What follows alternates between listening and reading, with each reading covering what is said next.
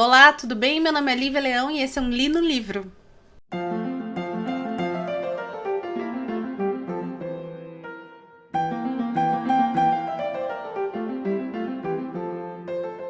O livro de hoje é A Rainha Vermelha, da Philippa Gregory, que é uma queniana, uma britânica, na verdade, nascida no Quênia. E ela é super conhecida pelos seus romances históricos. Ela, aliás, especificamente desse período que eu vou contar, ela escreveu livros que narram, pelo ponto de vista feminino, a história da Guerra dos 100 Anos até Elizabeth I, né, que é a última rainha Tudor. Ela tá nativa desde 1987, se eu não me engano, e ela já teve filmes e livros adaptados para filmes e séries. Mas o que a gente precisa entender sobre a Philippa Gregory, além dela ser uma excelente escritora, sério, ela é fantástica, e conversando com vocês sobre o livro que eu li, vocês vão entender melhor o porquê eu acho ela tão fantástica. A Philippa Gregory, ela é uma escritora de novelas, de romances ficcionais, ou seja, ela tem toda uma pesquisa histórica sobre o período, mas ela vai contar a história que melhor serve para a narrativa que ela está querendo criar. Ou seja, um exemplo. Ela escreveu um livro sobre a outra irmã Bolena, né? Que seria a Maria Bolena, que foi a primeira amante do Henrique VIII, pai da rainha Elizabeth I. Quando ela escreve esse livro, nesse livro, tá, ela conta que a Ana Bolena realmente teve um caso com o irmão, teve um caso incestuoso com o irmão, no desespero de gerar um herdeiro para o Henrique VIII.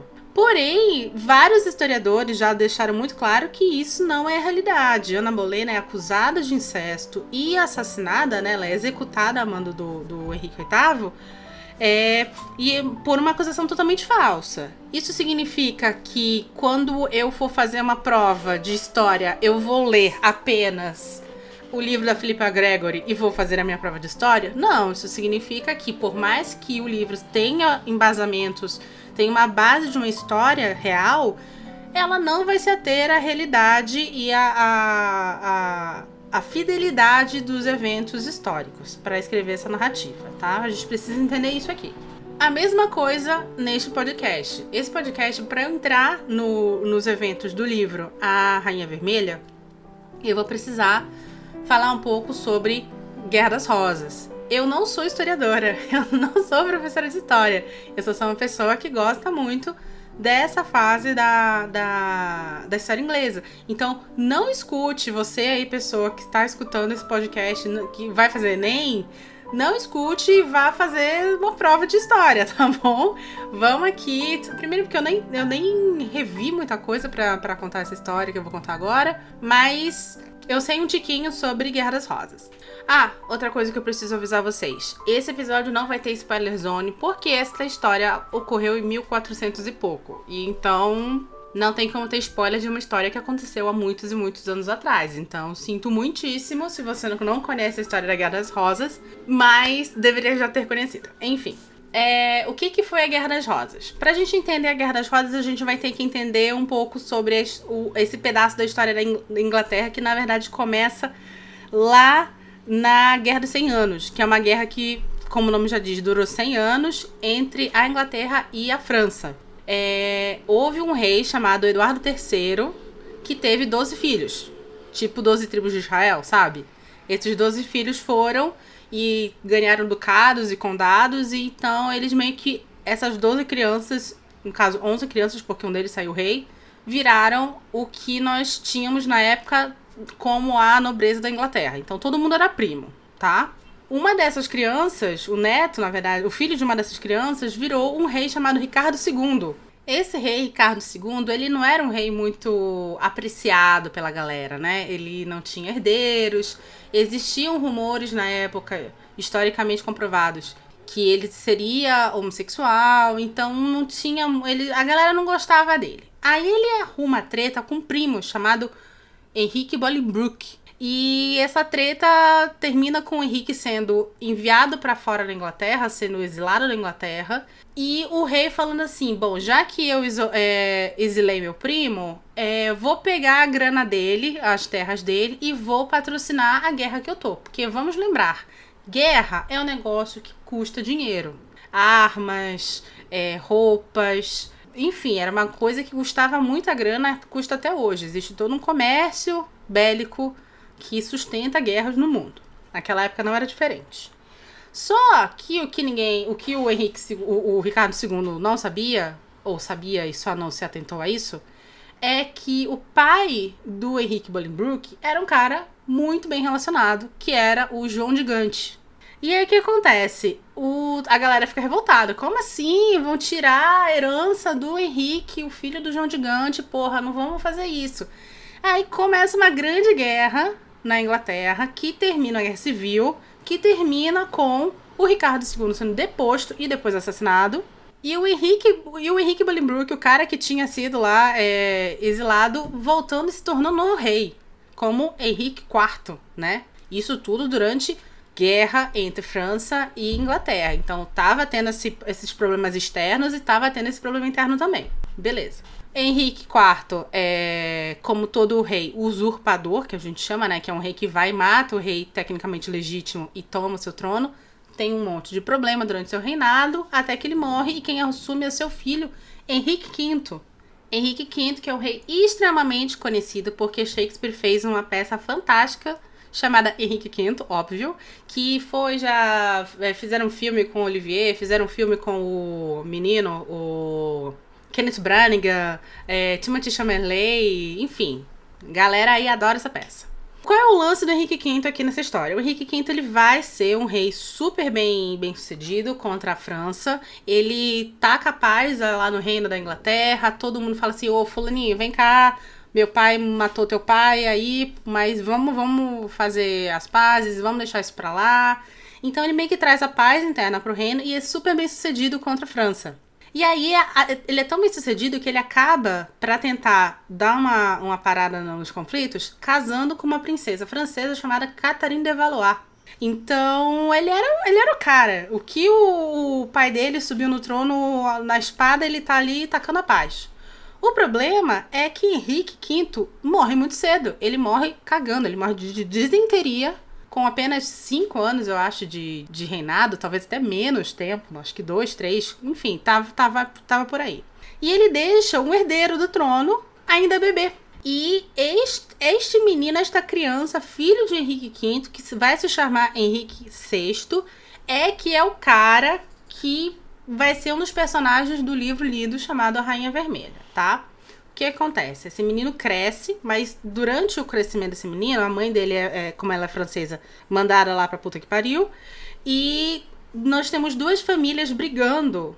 Prestem bem atenção aqui, tá? Porque essa realmente é a semente da Guerra das Rosas na Inglaterra. Nós temos duas famílias brigando pela influência que vão exercer sobre o crescimento dessa criança. Nós temos os Lancaster e nós temos os York, tá? Esta é a real semente desta guerra. Aí, pra piorar, o Henrique VI, ele ainda vai casar com uma francesa, né? Vamos lembrar que o pai dele, o Henrique V, fez tudo que podia pra, né, trazer a Inglaterra pro pódio lá da Guerra dos 100 Anos. Mas quando ele morre, o Henrique VI sendo bebê, não consegue segurar essa barra. Quer gostar de você, a louca. Não consegue segurar essa barra da França. E aí o que acontece? Tudo que o Henrique V conseguiu, o Henrique VI não segura porque era um bebê.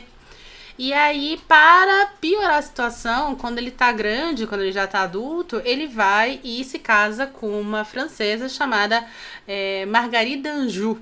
Guardem este nome. Marguerite d'Anjou. O que acontece com a Marguerite d'Anjou? Ela é uma mulher altamente ambiciosa, ela é uma mulher altamente controladora e ela sabe, né, das vantagens políticas que ela pode ter casada com o rei da Inglaterra. E o Henrique VI, ele não é um rei, digamos, muito forte. Ele é um rei mais dado a rezas, ele tem um problema né, pelo menos é descrito no livro e até onde a gente sabe, partes da vida dele, ele fica catatônico, ele não consegue responder, ele fica fora do ar. Eu não fui pesquisar se ele tinha algum grau de autismo, alguma coisa assim, mas ele era uma pessoa que tinha problemas sérios, mentais e psicológicos, que acaba por deixando ele inapto a ser o grande rei da Inglaterra, o rei que a Inglaterra precisava naquela época. A Marguerite d'Anjou vai e resolve então ser ela a regente. Vamos lembrar que naquela época não era normal uma mulher ser a regente, uma mulher dominar as coisas. E aí nós temos o florescimento da Guerra das Rosas, né? Porque o que acontece? Existia, lembra as duas famílias, Lancaster e Yorks? Os Lancaster, que por sinal era a família do rei do Henrique VI, apoiam o rei, porque mesmo que a rainha, nas palavras dele, seja uma escrota e o rei um fraco, ele é um Lancaster no trono e tem que continuar. Já os York, que eram primos, estavam lá falando assim, desculpa, mas não tem como a gente seguir um rei que é catatônico e uma rainha que é francesa.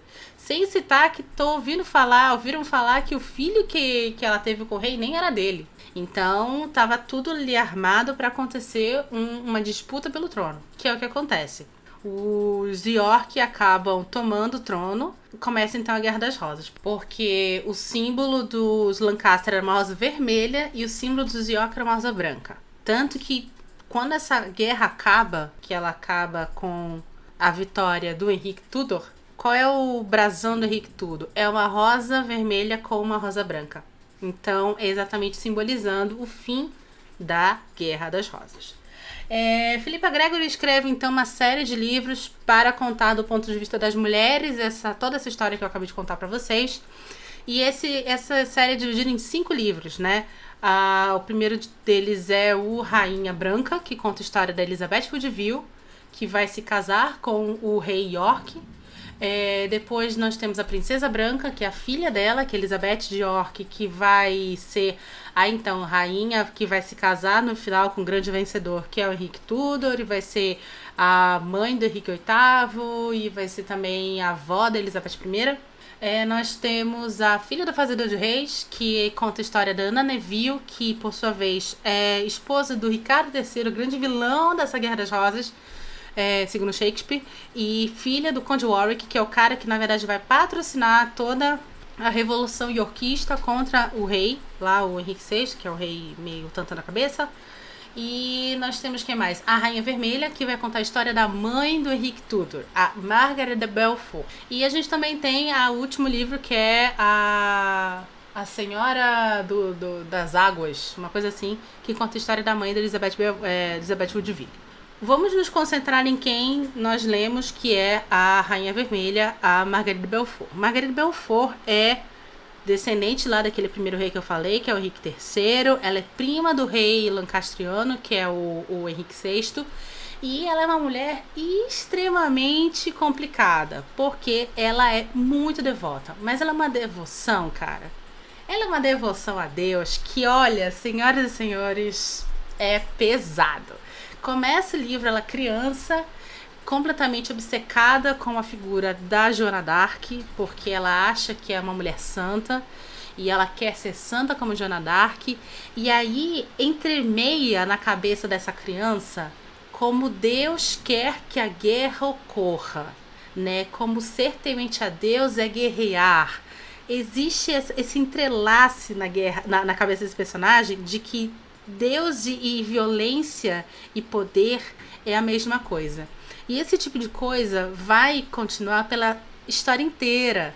É uma personagem fascinante, mas é uma personagem muito difícil de você ler, porque ela é completamente iludida, ela é completamente fora da casinha. Ela crê que é uma pessoa santa, ela crê que ela é a nova Joana d'Arc. Ela tem uma visão de que o trono pertence a ela como prima do rei, como lancastriana, que o trono pertence ao filho dela, que é o Henrique Tudor, e ela não vai medir consequências para ser colocada no trono através de seu filho. Só que as consequências que ela não medem, na cabeça dela, ela cria uma fantasia que não é ela que tá fazendo, é porque Deus quer assim. Deus mandou ela. Então ela não assume nenhuma culpa de nada. Ela comete vários crimes, obviamente, durante a história, porque todo mundo quer todo mundo morto nessa fase da história inglesa. E em nenhum momento ela para e pensa, poxa, o que eu tô fazendo vai contra os desígnios de Deus. Não, ela fala, o que eu estou fazendo é a vontade de Deus. Tem vários momentos que ela conversa com Nossa Senhora e fala assim, Nossa Senhora, você não vai querer que essas crianças de 9, 12 anos sobrevivam, não é mesmo? Não é a tua vontade que crianças inocentes sobrevivam. E ela fala isso numa tranquilidade, numa certeza de que tudo que ela está fazendo é por um bem maior, porque é a vontade de Deus. Ela começa a história muito nova, como eu falei, criança. Ela é praticamente vendida, né? Ela é colocada num casamento sem amor aos 13 anos de idade com o Owen Tudor. Owen Tudor, que então é conde de Richmond, né? E ela acaba gerando o único filho dela aos 13, 14 anos de idade. Ela é muito criança, então foi um parto super complicado. E depois disso, ela não tem nenhum filho. E fica meio que subentendido que durante o parto houve algum problema, porque ela estava à beira da morte e foi dito muito claramente, ela escuta, que o importante é que a criança sobreviva, porque é o grande herdeiro da casa dos Richmond, né? É o grande Tudor. Depois disso o marido morre, ela se casa novamente com o Stanford, que cara, Stanford é o personagem mais coerente desse livro. Ele é o último filho, o filho mais novo da família Stanford, que, se eu não me engano, são os caras que têm o ducado ou condado de Buckingham. Então é uma família super rica, muito influente nesse meio. E aí o que acontece é que, por ele ser o filho mais novo, ele tem um pensamento muito diferente do que a Margaret acredita que seja um pensamento coerente a um nobre, né? Ele fala assim, cara, eu não vou lutar em lutas que só vão trazer coisas ruins pra Inglaterra. As pessoas estão... Ele é muito coerente. Ele fala assim, cara, quem tá realmente lutando são pessoas que não vão realmente fazer diferença nenhuma. Nobres estão morrendo, pessoas comuns estão morrendo. Pra quê? Pra disputar um trono que o cara é doido, a mulher é ambiciosa, o filho não se sabe se é dele. Se tirarem ele, vão colocar o York, que não se sabe se vai ser melhor ou pior. E ele simplesmente se recusa. Então tem toda uma situação dela chamá-lo de covarde, dela achar ele covarde, principalmente porque nós temos em contrapartida um personagem que acompanha a história da Margaret, que é o cunhado dela, o Jasper Tudor, o irmão do marido, que eles são completamente apaixonados um pelo outro. Mas naquela época você não poderia casar com um cunhado, mesmo se o seu marido morresse. Por quê? Na cabeça da Igreja Católica, não sei se hoje em dia é assim, tá? Mas na época era. Pra você casar com o seu cunhado, você tinha que ter uma dispensa papal. Porque no momento que você casa com o irmão dele, pelos olhos de Deus, vocês se tornaram irmãos. Então você não pode casar com seu irmão, isso é um incesto. Mesma coisa com primos, você tinha que ter dispensa papal pra isso. Se um dia eu vier fazer aqui algum podcast sobre algum livro que eu li sobre a Catarina de Aragão, a gente vai entender isso melhor. Porque é o que acontece quando a gente tem Arthur Tudor, Henrique Tudor e Catarina de Aragão. Enfim, ela casa com Richmond, o Stanford, é o segundo casamento dela, que também é arranjado pela mãe, assim como o primeiro. E é uma situação assim, ele é um cara super bacana, no final ele vai ter que ir pra luta mesmo, porque todos os parentes mais velhos dele morrem e ele precisa defender sua casa. É uma cena super legal, muito bonita e ao mesmo tempo muito triste, que a Philippa Gregory traz, onde ele perdeu a batalha e ao mesmo tempo ele estende a mão para um dos inimigos sem saber que é o inimigo, e eles juntos, ele e esse cara, muito machucados, conseguem chegar a um local onde vão ser tratados, aí que finalmente percebem que são inimigos, que um tá do lado dos York e outro do lado de Lancaster. Esse trecho do livro, o trecho do livro que é pelo ponto de vista, pelos olhos do Stanford, mesmo sendo um livro contado, mesmo que seja um livro com a Margaret no centro, É uma parte muito bonita. É uma parte muito bonita porque ele mostra um contraste muito grande entre essa mulher que não sabe porra nenhuma na vida. Ela casa com ele, ela tem 15 anos de idade. Não é porra nenhuma, é uma iludida, é uma ambiciosa e é uma arrogante. E esse cara que é um cara de 30 anos e ele sabe muito da vida, ele já viu muita gente morrer por motivos parcos, por motivos totalmente sem sentido. É muito, muito bacana. Enfim, o tempo passa, esse cara morre, ela vai casar pela terceira vez. Dessa vez ela mesma escolhe o cara, e quem ela escolhe é um cara muito bacana, que é o Stanley, mas ele é bacana do sentido de história, de narrativa. Ele é como se fosse o Mindinho. Vocês já leram Game of Thrones? Ele é conhecido, tanto que ele é chamado de raposa, né? Ele tem essa coisa de que ele pega os homens dele, lá, seu exército de 3, 4 mil homens, e ele ficava esperando. Assim, sei lá, ele conseguia ver onde estava tendo a guerra, mas ele ficava onde estava tendo a batalha, mas ficava esperando. Porque aí, quando ele via que alguém estava capengando para perder, era aí que ele ia e ficava do lado que estava ganhando.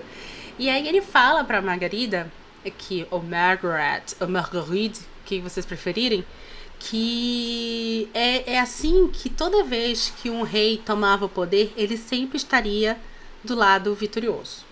E é o que ocorre. Durante toda a Guerra das Rosas, você tem um revés muito grande acontecendo entre o rei York, que é o Eduardo, assumindo o trono, depois o Henrique VI voltando, depois o Eduardo assumindo de novo, depois você tem o Eduardo morrendo, o Ricardo III, o irmão mais novo, assumindo. Aí você tem o lance lá das crianças na torre. Enfim, se vocês quiserem, eu faço um episódio só sobre isso pra vocês, tá bom? A série Guerra das Rosas, da Philippa Gregory.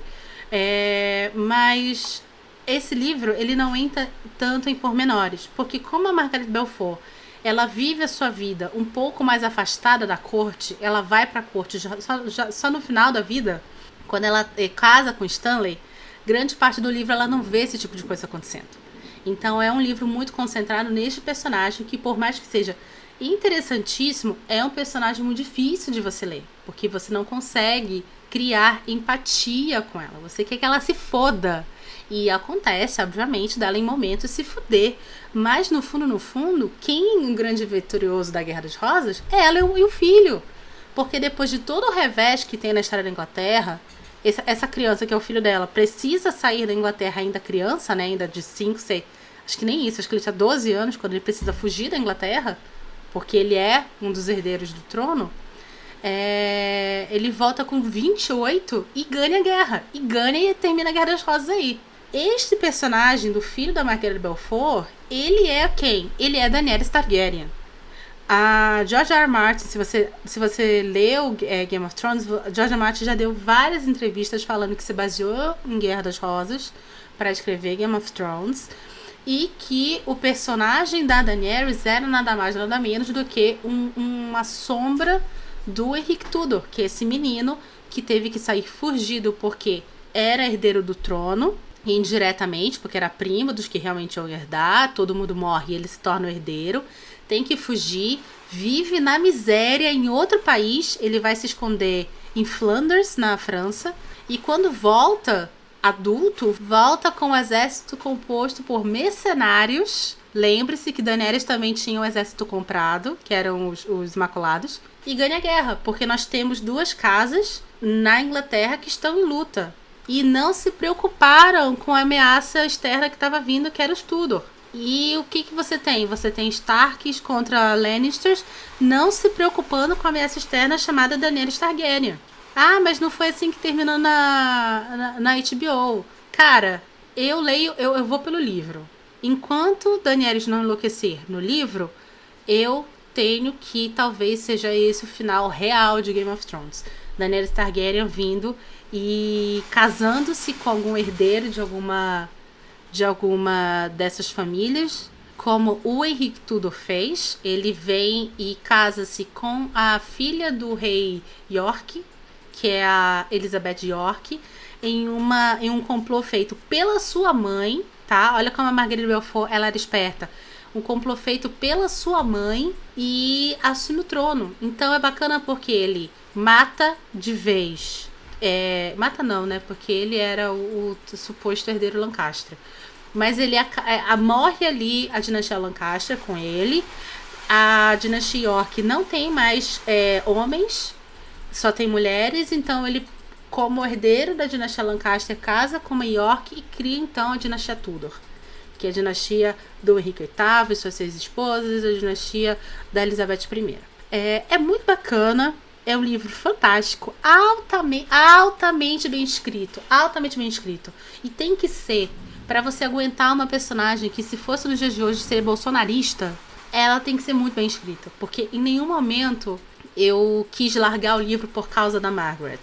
Ela é tão iludida que em momentos eu sentia pena dela, em momentos eu falava assim, olha só como ela é hipócrita, em momentos eu pensava, caralho, que engraçado, porque é tão absurdo uma pessoa ser tão iludida assim que chega a ser hilário. Então, em nenhum momento é pesado este personagem, é um personagem muito difícil, mas ele não estraga a leitura. E os acontecimentos que ocorrem ao redor dela e visto pelo ponto de vista dela, são fantásticos. É um livro que, na verdade, me abre os olhos para pensar, cara, não é porque eu entendo racionalmente que ocorre ao meu redor que eu estou tendo a noção de todo mundo, de como todo mundo está vendo isso acontecer. Porque, claramente, existe nesse momento no Brasil uma separação política e ideológica em que, na minha cabeça, é muito óbvio. Olha, você tá errado porque você é homofóbico, porque você é racista, porque você é isso. É muito óbvio pra mim. Só que existem pessoas que esta obviedade não existe. Margaret Beaufort é essa pessoa. Na cabeça dela não existe uma obviedade de matar 2 crianças para que seu filho chegue no trono, que isso é uma coisa ruim. Não existe essa obviedade. Na cabeça dela, vou matar 2 crianças para que meu filho chegue no trono, porque essa é a vontade de Deus. É muito louco, Esse livro é maravilhoso. Eu acho que ler este livro em contraste com o Rainha Branca, que é Elizabeth Woodville, é a pedida para você começar a ler Philippa Gregory. É a pedida. Você tem outros livros, como eu falei, que englobam essa série, mas que eu acho que são livros que são mais complementares à história principal, mas o cerne está nessas 2 mulheres. Elizabeth Woodville como a rainha yorkista e Margaret Beaufort como a herdeira Lancaster. Antes de terminar esse episódio de hoje, eu gostaria de solicitar uma votação para vocês. Meu marido, que é uma das pessoas que escuta esse podcast, sugeriu que eu não faça mais spoiler zone. Eu, na verdade, separe a spoiler zone num episódio extra, né? Eu dê num episódio todas as minhas intenções, minha crítica, minhas impressões do livro sem spoilers, e faça um episódio separado contando o livro inteiro. O que vocês preferem? Entre em contato comigo, a gente tem um e-mail, o linolivro@gmail.com, a gente tem @liviamolder, todo @liviamolder sou eu, tanto no Instagram quanto no Twitter. Entre em contato comigo e falem o que vocês preferem, tá bom? A trilha sonora de hoje foi exclusividade da Mãe Natureza, porque tá caindo um toró na minha vida, né, na cidade agora, ao meu querido cachorro Manju e ao meu querido marido que está jogando LOL aqui do meu lado. Então, nossa trilha sonora de hoje foi por eles. Até semana que vem e muito obrigada por ouvir Li no Livro.